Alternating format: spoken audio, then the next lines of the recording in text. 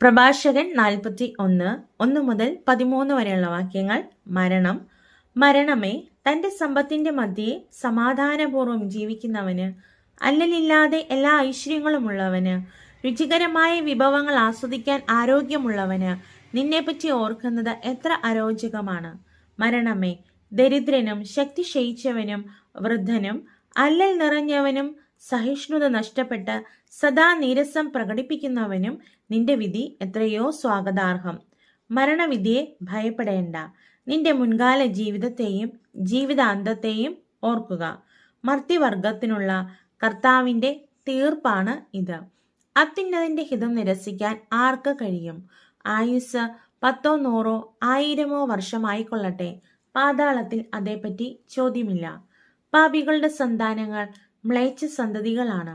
അവർ ദൈവഭയമില്ലാത്തവരുടെ സങ്കേതങ്ങളിൽ സമ്മേളിക്കുന്നു. പാപികളുടെ സന്താനങ്ങളുടെ അവകാശം നശിച്ചു പോകും. അവരുടെ പിൻതലമുറ നിത്യനിന്ദയ്ക്ക് പാത്രമാകും. ദൈവഭയമില്ലാത്ത പിതാവിനെ മക്കൾ കുറ്റപ്പെടുത്തും. അവൻ നിമിത്തമാണ് അവർ നിന്ന അനുഭവിക്കുന്നത്. അത്യുന്നത ദൈവത്തിന്റെ കൽപ്പനകൾ നിരസിച്ച ദൈവഭയമില്ലാത്ത ജനമേ, നിങ്ങൾക്ക് കഷ്ടം. നിങ്ങൾ ശാപത്തിലേക്കാണ് ജനിച്ചത്. മരണത്തിലും ശാപമാണ് നിങ്ങളുടെ വിധി. പൊടിയിൽ നിന്ന് വന്നവൻ പൊടിയിലേക്ക് മടങ്ങുന്നു. ദൈവഭയമില്ലാത്തവൻ ശാപത്തിൽ നിന്ന് നാശത്തിലേക്ക് പോകുന്നു. ശരീരനാശത്തെ പ്രതി മനുഷ്യർ വിലപിക്കുന്നു, എന്നാൽ പാപികളുടെ പേര് പോലും മാഞ്ഞുപോകും. സത്കീർത്തിയിൽ ശ്രദ്ധാലുവായിരിക്കുക. 1000 സ്വർണ്ണ നിക്ഷേപങ്ങളെക്കാൾ അത് അക്ഷയമാണ്.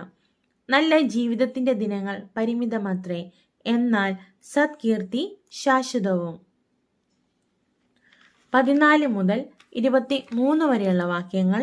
ലജ്ജാശീലം. കുഞ്ഞുങ്ങളെ, ഉപദേശങ്ങൾ പാലിച്ച് സമാധാനത്തിൽ വർദ്ധിക്കുവിൻ. നിഗൂഢ ജ്ഞാനവും അജ്ഞാതനിധിയും നിഷ്പ്രയോജനമാണ്. വിഡ്ഢിത്തം മറച്ചു വയ്ക്കുന്നവൻ വിജ്ഞാനം ഗോപനം ചെയ്യുന്നവനേക്കാൾ ഭേദമാണ്. അതിനാൽ എന്റെ വാക്കുകളെ ആദരിക്കുക.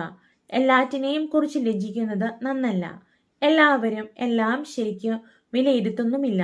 ലജ്ജിക്കേണ്ടവ ഇവയാണ്: പിതാവിന്റെയോ മാതാവിന്റെയോ മുമ്പിൽ അസന്മാർഗിയായിരിക്കുക, പ്രഭുവിന്റെയോ ഭരണാധികാരിയുടെയോ മുമ്പിൽ വ്യാജം പറയുക, ന്യായാധിപന്റെയോ വിധിയാളന്റെയോ മുമ്പിൽ തെറ്റ് ചെയ്യുക, ജനത്തിന്റെയോ സമൂഹത്തിന്റെയോ മുമ്പിൽ തിന്മ പ്രവർത്തിക്കുക, സ്നേഹിതന്റെയോ പങ്കാളിയുടെയോ മുമ്പിൽ അനീതി പ്രവർത്തിക്കുക, സ്വന്തം സ്ഥലത്തു നിന്ന് മോഷ്ടിക്കുക.